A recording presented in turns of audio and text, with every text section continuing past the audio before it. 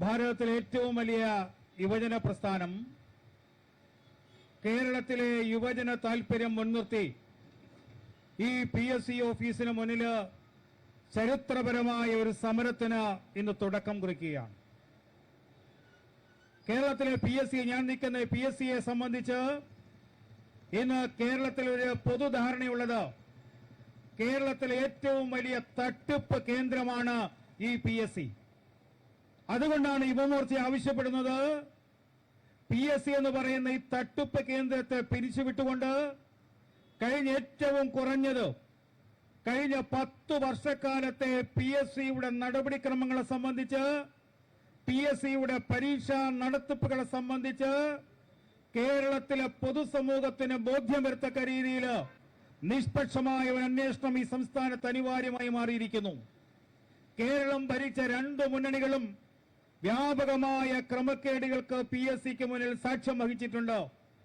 അതുകൊണ്ട് തന്നെ VD സതീശന്റെ ഗവൺമെന്റ് LDFിനെ പിന്തുണയ്ക്കുന്ന ഈ ഗവൺമെന്റിന്റെ ഭാഗത്തു നിന്ന് നിഷ്പക്ഷമായ ഒരു അന്വേഷണം ഉണ്ടാകില്ല എന്ന കേരളത്തിലെ ജനങ്ങൾക്ക് ബോധ്യമുള്ളത് കൊണ്ടാണ് ഇതൊരു കേന്ദ്ര അന്വേഷണ ഏജൻസി CBIയെ കൊണ്ട് PSCയുടെ കഴിഞ്ഞ 10 വർഷക്കാലത്തെ നിയമനങ്ങളെ സംബന്ധിച്ച് റാങ്ക് ലിസ്റ്റുകളെ സംബന്ധിച്ച് ഒരു അന്വേഷണം നടത്തണം എന്നാവശ്യപ്പെടുന്നത്. കഴിഞ്ഞ 10 വർഷക്കാലം വ്യാപകമായ ക്രമക്കേടുകള് PSC പരീക്ഷാ തട്ടിപ്പുമായി കേരളത്തിലെ മാധ്യമങ്ങളടക്കം നിരവധി പ്രാവശ്യം ചർച്ച ചെയ്യപ്പെട്ടിട്ടുണ്ട്. ഏറ്റവും ഒടുവിലത്തെ തട്ടിപ്പാണ് നമ്മുടെ മുന്നിൽ ഇപ്പോൾ പുറത്തു വന്നിട്ടുള്ളത്. പ്ലാനിംഗ് ബോർഡുമായി ബന്ധപ്പെട്ടുകൊണ്ട് ആ നിയമനത്തില് ചീഫ് നിയമനത്തില് ഒരു LDF ഉദ്യോഗാർത്ഥിയെ സഹായിക്കുവാൻ വേണ്ടി 58 മാർക്കിന്റെ ചോദ്യം വാല്യൂ ചെയ്യാതിരിക്കുക, മൂല്യനിർണ്ണയം നടത്താതിരിക്കുക. 10 ചോദ്യങ്ങളാണ് ഒഴിവാക്കപ്പെട്ടത്. കാര്യം LDFന്റെ ഒരു സഹപ്രവർത്തകനെ കേരളത്തിലെ പ്ലാനിംഗ് ബോർഡിലെ ചീഫ് നിയമനത്തിലേക്ക് കൊണ്ടുവരണമെങ്കിൽ കഠിനാധ്വാനം നടത്തി പരീക്ഷയ്ക്ക് തയ്യാറെടുത്ത് കേരളത്തിലെ ആ യുവസമൂഹത്തെ ഒഴിവാക്കപ്പെടണം.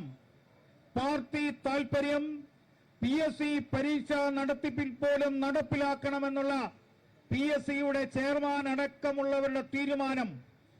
ആ തീരുമാനത്തിന്റെ അടിസ്ഥാനത്തിലാണ് പ്ലാനിംഗ് ബോർഡിന്റെ ചീഫ് എക്സാമിൽ 58 മാർക്കിന്റെ ചോദ്യം മൂല്യനിർണ്ണയം നടത്താതെ പോയത്. ഉദ്യോഗാർത്ഥികൾ മിടുക്കരായി സമർത്ഥരായ ഉദ്യോഗാർത്ഥികൾക്ക് പരീക്ഷാർത്ഥികൾക്ക് ഒരു സംശയം തോന്നുകയുണ്ടായി. ഞങ്ങൾക്ക് ഇത്രയും മാർക്ക് കിട്ടിയാൽ പോരാ, ഞങ്ങൾ എഴുതിയ എല്ലാ ചോദ്യങ്ങൾക്കും മൂല്യനിർണ്ണയം നടത്തിയിട്ടില്ല. അതുകൊണ്ട് തന്നെ കേരളത്തിലെ PSCയോട് വിവരാവകാശ നിയമം അനുസരിച്ചിട്ട് അവരുടെ ആൻസർ ഷീറ്റ് ആവശ്യപ്പെടുക. അവരുടെ ആൻസർ ഷീറ്റ് നോക്കിയപ്പോഴാണ് അവർക്ക് ലഭിക്കേണ്ട മാർക്ക് ലഭിച്ചില്ല എന്ന് ആ ഉദ്യോഗാർത്ഥികൾക്ക് ബോധ്യപ്പെട്ടതിന്റെ അടിസ്ഥാനത്തിൽ അവർ കോടതിക്ക് മുന്നിൽ കേസിന് പോയിട്ടുള്ളത്. അപ്പോഴാണ് ഈ ഗവൺമെന്റ് അന്വേഷണം ആരംഭിച്ചത്. ആ PSC റാങ്ക് ലിസ്റ്റുമായി ബന്ധപ്പെട്ടുകൊണ്ട് ഇപ്പോഴും VD സതീശന്റെ ഗവൺമെന്റ് ആ അന്വേഷണത്തിൽ കോടതി പറഞ്ഞ ഉത്തരവിന്റെ അടിസ്ഥാനത്തിൽ അന്വേഷണം നടത്തിയിട്ടും അതിന്റെ പ്രതി ആര് എന്ന് ഇപ്പോഴും രേഖപ്പെടുത്തിയിട്ടില്ല. ഇങ്ങനെ ഒരു അട്ടിമറി PSCയിൽ നടത്തിയിട്ടുണ്ട്. ഞങ്ങൾ അന്വേഷിക്കുകയാണ് ഈ കേസിന്റെ 1-ാം പ്രതി ആര്, 2-ാം പ്രതി ആര്, അല്ലെങ്കിൽ ഇതിന് ഗൂഢാലോചന നടത്തിയവരാര് എന്നതിനെ സംബന്ധിച്ച് സംസ്ഥാന ആഭ്യന്തര വകുപ്പ് ഇപ്പോൾ പോലും കോടതിക്ക് മുന്നിൽ റിപ്പോർട്ട് കൊടുത്തിട്ടില്ല എന്ന യാഥാർത്ഥ്യം നമ്മുടെ മുന്നിലുണ്ട്. എന്തുകൊണ്ട്? അപ്പോൾ ഉദ്യോഗാർത്ഥികളെ വഞ്ചിക്കുന്ന ഈ ഗവൺമെന്റ്, VD സതീശന്റെ ഗവൺമെന്റ്, ഈ ഗവൺമെന്റിനെ സംബന്ധിച്ചിടത്തോളം PSCയും കേരളത്തിലെ ആൾക്കാർ കാണുന്നത് ഇത് പൂക്കി സതീശൻ കമ്മീഷനായി മാറിയിരിക്കുന്നു. LDFിനെ സഹായിക്കാൻ VD സതീശൻ കേരളത്തിലെ യുവജനങ്ങളെ വഞ്ചിക്കുന്നു, കേരളത്തിലെ PSC ഉദ്യോഗാർത്ഥികളെ വഞ്ചിക്കുന്നു. ഇതിനൊരു മാറ്റമുണ്ടാവണമെന്നാണ് യുവമോർച്ച ഈ സമരത്തിലൂടെ ആവശ്യപ്പെടുന്നത്. കേരളത്തിൽ നിരന്തരമായി PSC നടത്തിയ തട്ടിപ്പ്, ഞാൻ തിരുവനന്തപുരത്ത് നിൽക്കുമ്പോൾ നമുക്കറിയാം, ശിവരഞ്ജിത് എന്ന DYFയുടെ നേതാവ് ഈ സിറ്റിയിലെ ഏറ്റവും അറിയപ്പെടുന്ന ഒരു ക്രിമിനലായിരുന്നു. ആ ക്രിമിനൽ പോലീസ് കോൺസ്റ്റബിൾ പരീക്ഷയിൽ 1-ാം റാങ്കുകാരനാകുന്നു.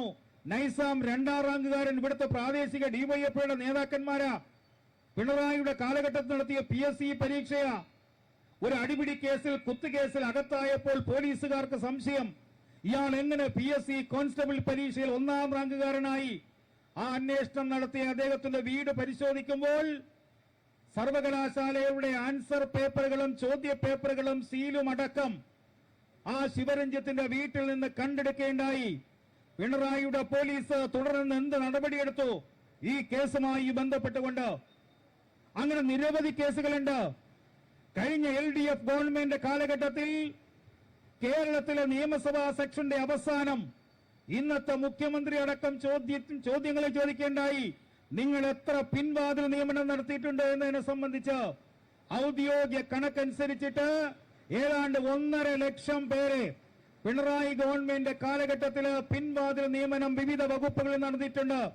നമ്മൾ ആലോചിക്കേണ്ടത് PSCയുടെ റാങ്ക് ലിസ്റ്റ് നിലവിലുള്ളപ്പോഴാണ് പിണറായിയുടെ സർക്കാർ 1.5 ലക്ഷം ആൾക്കാരെ കേരളത്തിലെ യുവജനങ്ങളുടെ താൽപര്യങ്ങളെ ഹനിച്ചുകൊണ്ട് ഏറ്റവും സമർത്ഥരായി പിടിച്ച റാങ്ക് ലിസ്റ്റിൽ ഒന്നാമതായ ആ ഉദ്യോഗാർത്ഥികളെ വഞ്ചിച്ചുകൊണ്ട് 1.5 ലക്ഷം പേരെ പിൻവാതിൽ നിയമനം നടത്തിയത് ഇപ്പോൾ VD സതീശന്റെ ഗവൺമെന്റ് ചെയ്യുന്നത്. ഇതിന് സമാനമായി ആ 1.5 ലക്ഷം പേരിൽ ഏതാണ്ട് 3/4% ആൾക്കാരെ പിരിച്ചുവിട്ടിട്ടുണ്ട്. ഇപ്പോൾ UDF ഗവൺമെന്റ് അവർക്ക് താല്പര്യമുള്ളവരെ പിൻവാതിൽ നിയമനം നടത്തുന്നു. കേരളത്തിലെ PSCയുടെ റാങ്ക് ലിസ്റ്റിനെ നോക്കുകുത്തിയാകുന്നു. അതുകൊണ്ടാണ് ഞങ്ങൾ പറയുന്നത്, പിണറായി പോയി, VD സതീശൻ വന്നു എന്ന് മാത്രമേ ഉള്ളൂ.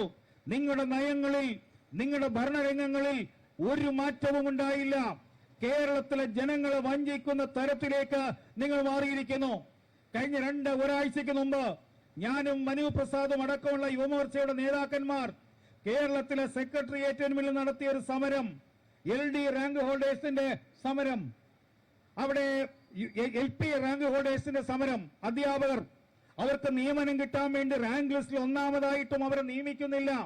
ആ നിയമനവുമായി ബന്ധപ്പെട്ടുകൊണ്ട് 37 ദിവസക്കാലം കേരളത്തിലെ സെക്രട്ടേറിയറ്റിന് മുന്നില്, VD സതീശൻ മുഖ്യമന്ത്രിയായിരിക്കുന്ന സെക്രട്ടേറിയറ്റിന് മുന്നില് ആശാവർക്കർമാരുടെ സമരത്തിന് മുൻപന്തിയിൽ വലിയ പിന്തുണ കൊടുത്ത VD സതീശൻ ഭരിക്കുമ്പോൾ LP റാങ്ക് ലിസ്റ്റിൽപ്പെട്ട ഉദ്യോഗാർത്ഥികളെ നിയമിക്കുന്നില്ല. 37ാമത്തെ ദിവസം ആ സമരത്തിന് ലഭിച്ച പിന്തുണ കണ്ടിട്ടാണ് ആ സമരം ഒത്തുതീർപ്പാക്കാൻ താൽക്കാലികമായി നിയമനം നടത്താമെന്ന് ശ്രീ VD സതീശൻ പറഞ്ഞില്ല. മറിച്ച് ഞങ്ങൾക്ക് പഠിക്കാൻ 45 ദിവസത്തെ സമയം വേണം, റാങ്ക് ലിസ്റ്റ് മുന്നിലുണ്ട്, ഒഴിവുകളുടെ എണ്ണം മുന്നിലുണ്ട്, നിയമിക്കുവാൻ വേണ്ട നടപടി മാത്രമാണ് എടുക്കേണ്ടത്. അതുകൊണ്ടാണ് യുവമോർച്ച പറയുന്നത്, VD സതീശന്റെ ഗവൺമെന്റ് യുവാക്കളോട് നിഷേധാത്മകമായ നിലപാട് സ്വീകരിക്കുന്ന, PSC റാങ്ക് ലിസ്റ്റിന് മുന്നിൽ പരിഹസിക്കുന്ന ഒരു ഗവൺമെന്റായി VD സതീശന്റെ ഗവൺമെന്റ് മാറിയിരിക്കുന്നു. സമീപകാല സംഭവം, നമ്മുടെ കേരളത്തില് PSC നടത്തുന്ന പരീക്ഷകളിൽ ഏറ്റവും കൂടുതൽ ആ യുവജനങ്ങൾ പങ്കെടുക്കുന്നത്, പരീക്ഷാർത്ഥികൾ പങ്കെടുക്കുന്നത് കേരളത്തിലെ LDC പരീക്ഷയിലാണ്. 2025 8 ലക്ഷം ഉദ്യോഗാർത്ഥികളാണ് PSCയുടെ പരീക്ഷയിൽ എഴുതിയത്.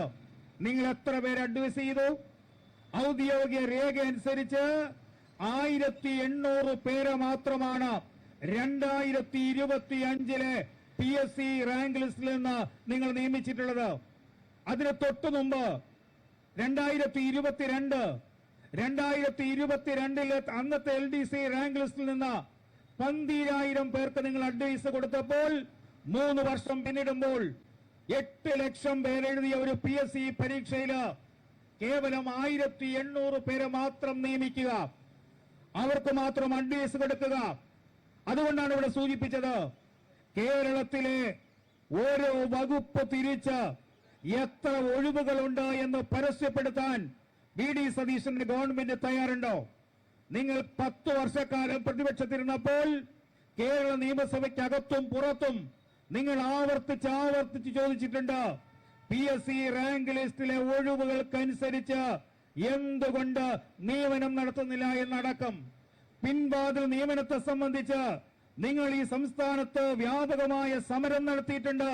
ആ നിങ്ങൾക്ക് ആർജവമുണ്ടെങ്കിൽ കേരളത്തിലെ യുവാക്കളുടെ താൽപര്യം, PSC പരീക്ഷ എഴുതിയ ഉദ്യോഗാർത്ഥികളുടെ താൽപര്യം, കേരളത്തിലെ യുവജന സംഘടനകളുടെ താൽപര്യം സംരക്ഷിക്കാൻ ഈ ഗവൺമെന്റ് തയ്യാറുണ്ടോ എന്നുള്ളതാണ് ഏറ്റവും പ്രധാനമായും ചർച്ച ചെയ്യപ്പെടേണ്ടത്. നിങ്ങളിപ്പോൾ വന്ദേ മാതരം ചൊല്ലില്ല എന്നൊക്കെ നിർബന്ധം പിടിക്കുന്നവർ, കേരളത്തിലെ യുവജനങ്ങളുടെ താൽപര്യം അത് നടപ്പിലാക്കാൻ നിങ്ങളെന്ന് നിർബന്ധം പിടിക്കുക.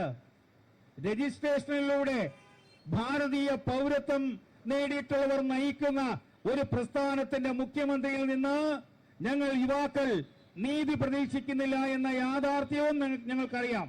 അതുകൊണ്ട് തന്നെയാണ് യുവമോർച്ച ഒരു രാപ്പകൽ സമരത്തിന് തുടക്കം കുറിച്ചുകൊണ്ട് ഐതിഹാസികമായ കേരളത്തിലെ ഒരു സമര പോരാട്ടത്തിന് തുടക്കം കുറിക്കുന്നത്. ഞാൻ ഇങ്ങോട്ട് വരുന്ന വഴിക്കും PSC റാങ്ക് ലിസ്റ്റിൽ ഉൾപ്പെട്ടിട്ടുള്ള ചില ഉദ്യോഗാർത്ഥികൾ വിളിക്കേണ്ടായി. ഈ ഓണക്കാലത്ത് തിരുവനന്തപുരത്ത് തിരുവോണ നാളില് തിരുവനന്തപുരത്ത് സെക്രട്ടേറിയറ്റിന് മുന്നിൽ നിയമനത്തിന് വേണ്ടി ഞങ്ങൾ സമരം നടത്തുന്നു. BJPയുടെ യുവമോർച്ചയുടെ പിന്തുണ ഞങ്ങൾക്ക് തലസ്ഥാന നഗരിയിൽ വേണമെന്ന് പറയുണ്ടായി. എന്തുകൊണ്ട്? കേരളത്തിലെ ഉദ്യോഗാർത്ഥികൾ, PSC ഉദ്യോഗാർത്ഥികൾ BJPയെ യുവമോർച്ചയെ വിശ്വാസമർപ്പിക്കുന്നു. കാര്യം ഇത് ചോദിക്കാൻ ഇന്ന് ഈ കേരളത്തിലെ ഏറ്റവും കരുത്തുള്ള പ്രസ്ഥാനം അത് യുവമോർച്ചയാണ്. ആ യുവമോർച്ചയുടെ മുന്നിൽ പറഞ്ഞാൽ, അവരുടെ സമരവേദിയിൽ പറഞ്ഞാൽ, ആ സമരവേദിയിൽ അവരോടൊപ്പം ഉണ്ടായാൽ PSCയെ സംബന്ധിച്ച് അവരുടെ ഉദ്യോഗാർത്ഥികൾക്ക് വിശ്വാസമുണ്ടാകുന്ന തരത്തിലേക്ക് കേരളത്തിലെ യുവജനങ്ങളുടെ പ്രതീക്ഷയായി യുവമോർച്ച മാറിയിരിക്കുന്നു എന്നുള്ളതിന്റെ ഏറ്റവും വലിയ തെളിവാണ് ഞാൻ ഇന്ന് കടന്നു വന്നപ്പോൾ അവര് സൂചിപ്പിച്ചിട്ടുള്ളത്. അതുകൊണ്ട് തന്നെയാണ് ഞങ്ങൾ പറയുന്നത്, BJP എല്ലാവിധമായ പിന്തുണയും കൊടുത്തുകൊണ്ട് കേരളത്തിലെ യുവജനങ്ങളുടെ താൽപര്യം സംരക്ഷിക്കാൻ യുവമോർച്ച നടത്തുന്ന ഈ ചരിത്രപരമായ പോരാട്ടം അത് വിജയം കണ്ട് കേരളത്തിൽ അവസാനിക്കുകയെന്ന് VD സതീശനെ ഓർമ്മപ്പെടുത്തുകയാണ് ഞങ്ങൾ. ഈ ഗവൺമെന്റിന് താൽപര്യമുണ്ടെങ്കിൽ ഈ PSCയുടെ ഇപ്പോഴത്തെ ബോർഡംഗങ്ങളെയും ചെയർമാൻ അടക്കമുള്ളവരെയും പിരിച്ചുവിടാൻ നിങ്ങൾക്ക് ധൈര്യമുണ്ടോ? ഞങ്ങൾ ചോദിക്കുന്നത്. നിങ്ങൾ പറയും ഇതൊരു ഭരണഘടനാ സ്ഥാപനമാണ്, ഞങ്ങൾക്ക് അങ്ങനെ പിരിച്ചുവിടാൻ കഴിയില്ല. പക്ഷേ നിങ്ങളുടെ മുന്നില് കേരള ഹൈക്കോടതിയുടെ പരാമർശം അടക്കം PSCയെ സംബന്ധിച്ചിട്ടുണ്ട്. നിങ്ങൾ തിരുവിതാംകൂർ ദേവസ്വം ബോർഡുമായി ബന്ധപ്പെട്ട് ഒരുപാട് സമരം നടത്തിയവരാ. എങ്ങനെയാ തിരുവിതാംകൂർ ദേവസ്വം ബോർഡിനെ ഇപ്പോഴത്തെ മുൻ ചെയർമാൻ പ്രശാന്തിനെ അടക്കം അറസ്റ്റ് ചെയ്യാനുള്ള സാഹചര്യം ഉണ്ടായത്? കേരള ഹൈക്കോടതിയുടെ ഇടപെടിയില് ഹൈക്കോടതിയുടെ മേൽനോട്ടത്തിൽ അന്വേഷണം നടത്തുക. കേരളം കണ്ട ഏറ്റവും വലിയ തട്ടിപ്പ് PSCയെ പോലെ മറ്റൊരു തട്ടിപ്പ്. ആ തട്ടിപ്പ് കേരളത്തിലെ ഭക്തജനങ്ങൾക്ക്, കേരളീയർക്ക് മനസ്സിലായത് കേരള ഹൈക്കോടതി നടത്തിയ ഒരു അന്വേഷണത്തിന്റെ ഫലമായിട്ടാ. ആ അന്നത്തെ ഭക്തജനങ്ങളോടൊപ്പം ചരിത്രപരമായ ആ പോരാട്ടത്തിന് അന്ന് കേരളത്തിൽ മുന്നിൽ നിന്നത് BJP മാത്രമാണെന്ന യാഥാർത്ഥ്യമുണ്ട്. അതേപോലെ ഇന്ന് പ്രശാന്ത് അടക്കമുള്ള മുൻ ദേവസ്വം ബോർഡ് പ്രസിഡന്റുമാർ ഇന്ന് ജയിലറകളാണെങ്കിൽ ഈ PSC ചെയർമാനെ ഞങ്ങൾ ഓർമ്മപ്പെടുത്തുന്നു. അതേപോലെ ഇന്ന് കേരളത്തിലെ PSC ഉദ്യോഗാർത്ഥികൾക്ക് വേണ്ടി ശബ്ദിക്കുന്ന ഏക സംഘടന BJPയാണ്. ഏക യുവജന പ്രസ്ഥാനം യുവമോർച്ചയാണ്. നിങ്ങളെ ജയിലിൽ അടയ്ക്കുന്നവരെ, കേരളത്തിലെ PSC റാങ്ക് ലിസ്റ്റിലെ ഉദ്യോഗാർത്ഥികൾക്ക് നീതി ലഭിക്കുന്നവരെ ഈ പോരാട്ടം മുന്നോട്ട് പോകും. അതിന് PSC ഉദ്യോഗാർത്ഥികളോടൊപ്പം കേരളത്തിലെ യുവസമൂഹത്തോടൊപ്പം യുവമോർച്ച അതിന് നേതൃത്വം കൊടുക്കുന്ന BJP ഉണ്ടാകുമെന്ന് മാത്രം പറഞ്ഞുകൊണ്ട് ഈ രാപ്പകൽ സമരം ഈ ഓണക്കാലത്തും ഇത്രയധികം ചെറുപ്പക്കാരെ അണിനിരത്തിക്കൊണ്ട് കേരളത്തിന്റെ ഭാവി പ്രതീക്ഷകൾക്ക് വലിയ കരുത്തേകുന്ന ഈ രാപ്പകൽ സമരം സംഘടിപ്പിച്ച മനോ പ്രസാദിന്റെ നേതൃത്വത്തിലുള്ള യുവമോർച്ചയെ പാർട്ടിക്ക് വേണ്ടി അഭിനന്ദിച്ചുകൊണ്ട് ഞാൻ ഈ രാപ്പകൽ സമരത്തിലെ സമാപന സമ്മേളനം ഉദ്ഘാടനം ചെയ്യുന്നു.